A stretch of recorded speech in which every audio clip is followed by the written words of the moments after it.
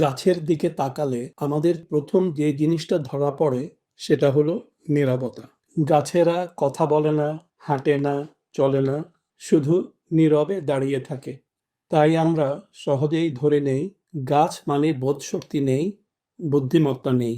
কিন্তু প্রকৃতির নিয়ম কখনোই এত সরল সোজা নয়। বাইরে থেকে গাছকে যতটা স্থির মনে হয়, ভেতরে ভেতরে সে ঠিক ততটাই সক্রিয়। গাছ তথ্য নিচ্ছে, হিসেব করছে, মানিয়ে নিচ্ছে, আর প্রয়োজন হলে কৌশল বদলে ফেলে টিকে থাকার সিদ্ধান্ত নিয়ে নিচ্ছে।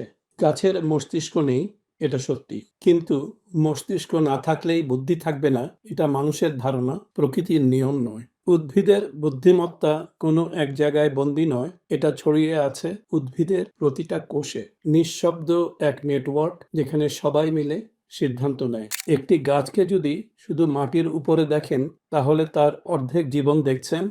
গাছের জীবনের বাকি অংশটা রয়েছে মাটির নিচে। শিকড় দিয়ে গাছ মাটির ভাষা পড়ে, কোথায় পানি, কোথায় বিষ, কোথায় নিরাপদ। সেই তথ্যের উপর ভিত্তি করেই গাছ সিদ্ধান্ত নেয়। গাছের শিকড় কেন সবসময় নিচের দিকে যায়? কারণ গাছ পৃথিবীর মাধ্যাকর্ষণ বুঝতে পারে। গাছের এই ক্ষমতার নাম জিওট্রপিজম।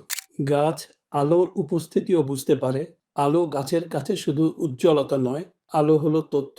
আলো দেখে গাছ বোঝে সময়, বোঝে ঋতু, বোঝে কখন ফুল ফোটাতে হবে। গাছের এই ক্ষমতার নাম ফটোট্রপিজম।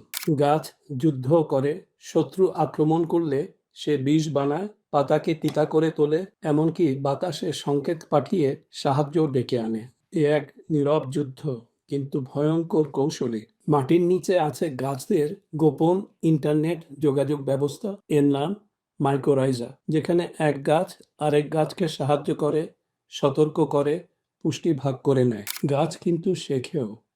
লজ্জাবতী গাছ বারবার নিরাপদ স্পর্শ পেলে আর পাতা গোটায় না, সে বুঝে যায় ভয় নেই। তাহলে বুদ্ধিমত্তা মানে কি শুধু মস্তিষ্ক, নাকি বুদ্ধিমত্তা মানে টিকে থাকা, মানিয়ে নেয়া, যোগাযোগ করা?